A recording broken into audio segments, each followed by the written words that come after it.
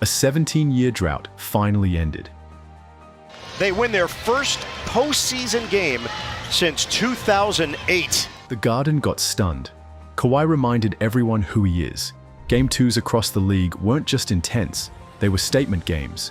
Detroit rose from the ashes. New York cracked under pressure. Denver lost control. LA took it back. But beneath the box scores, strategy shifts, defensive breakdowns, star moments, and some flat-out chaos. Why are teams suddenly unraveling when the lights get brightest? In this video, we will break down the madness in MSG, the chaos in Denver, the OKC dominance, and the gritty grind in LA. Stay with us and press the like and subscribe button, and let's see how this postseason is just heating up. What in the world did we just witness in Game 2? A 17-year playoff win drought came crashing down as the Pistons stunned the Knicks in their own house. Cade Cunningham was undeniable.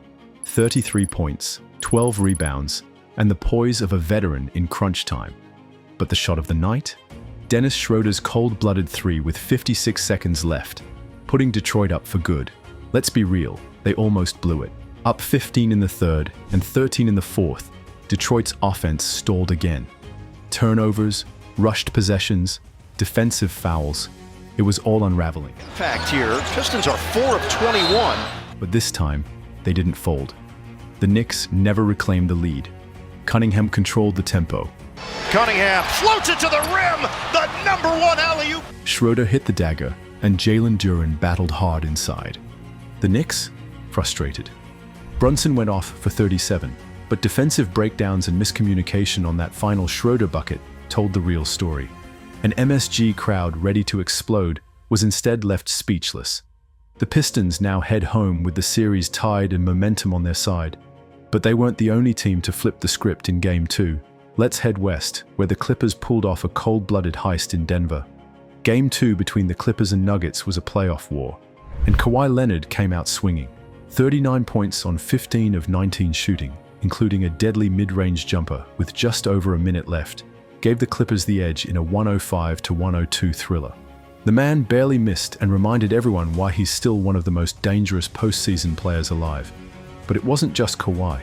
James Harden dropped 32 points and dished out 11 assists. Zubac owned the glass with a 21-point, 13-rebound double-double.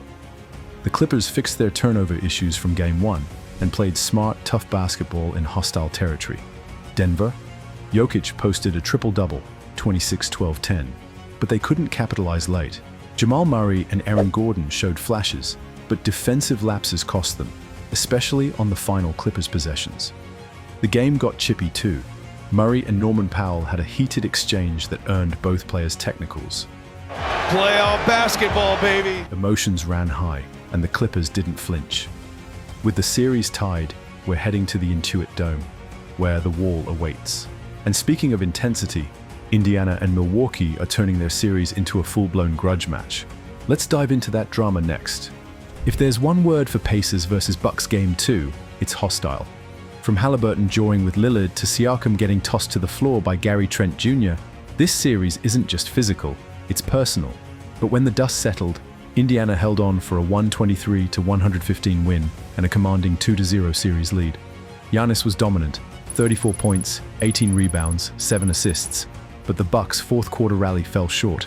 After slicing a 15-point deficit down to 2, Milwaukee lost composure, missed key shots, and couldn't stop Indiana's balanced attack. Halliburton had the last word on and off the court. Lillard returned from injury, but clearly wasn't himself. He scored just 14 on 4 of 13 shooting and looked out of rhythm after the first quarter. Meanwhile, Indiana moved the ball beautifully. All 5 starters scored in double figures, and they lit it up from deep. This series has real bad blood. From last year's playoff exit to game ball controversies to all the trash talk, the tension is real and rising. Milwaukee heads home down 0-2, but another team facing a crisis, the Memphis Grizzlies, after what OKC just did to them. Game 2 was supposed to be Memphis's bounce-back moment. Instead, it was another dismantling by the Thunder. Shai Gilgeous-Alexander dropped 27, Jalen Williams added 24, and Chet Holmgren turned into a paint-patrolling monster with 20 points, 11 rebounds, and 5 blocks. The Grizzlies looked slightly more organized than in their 51-point Game 1 loss, but that's not saying much. Their best stretch came in the third quarter, and they still lost it by 7. Every Thunder run felt surgical. Every Grizzlies possession felt forced. Alex Caruso continues to be a postseason gem. His defense on Memphis's perimeter threats turned good looks into forced shots and broken plays. He was plus 18 in 26 minutes. That's impact. Memphis finally showed a pulse, but the Thunder responded with a 14-2 run to start the fourth and slam the door. Ja Morant was right. They didn't play that bad again, but they weren't nearly good enough. This series looks done, but one team clawing its way back into relevance? That would be the Lakers, thanks to LeBron and Luka in Game 2. The Lakers evened the series with a gritty 94-85 win over the Timberwolves in Game 2. And no, it wasn't pretty, but it was playoff basketball.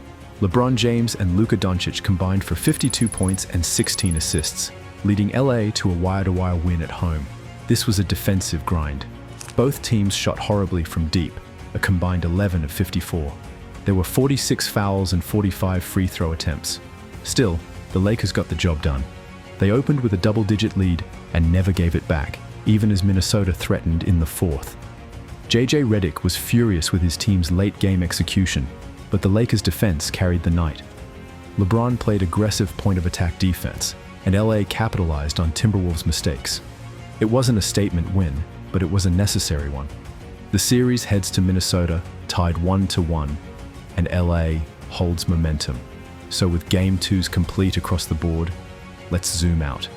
What's next in this wild playoff landscape? And who's really built for this? Game 2's delivered everything. Upsets, chaos, clutch shots, and shifting storylines. Detroit's heartstopper at MSG gave them belief. The Clippers' win in Denver shook the defending champs. Indiana's grit stunned the Bucks. OKC is blitzing through Memphis, and the Lakers just muscled their way back into contention. Now it's about what happens next. The Celtics versus Magic is already heating up. Cavs versus Heat, about to tip.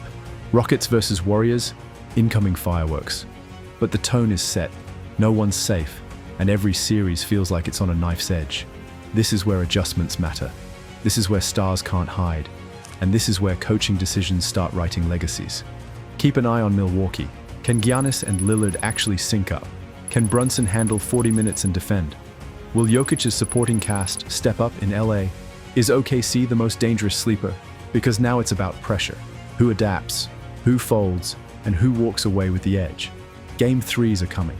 The storylines are loaded, and something tells us we haven't seen anything yet. Game 2s weren't just wild, they told the truth. Pressure exposes teams, and we saw who stepped up when it mattered. Detroit earned respect.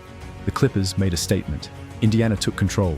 OKC didn't just win, they overwhelmed.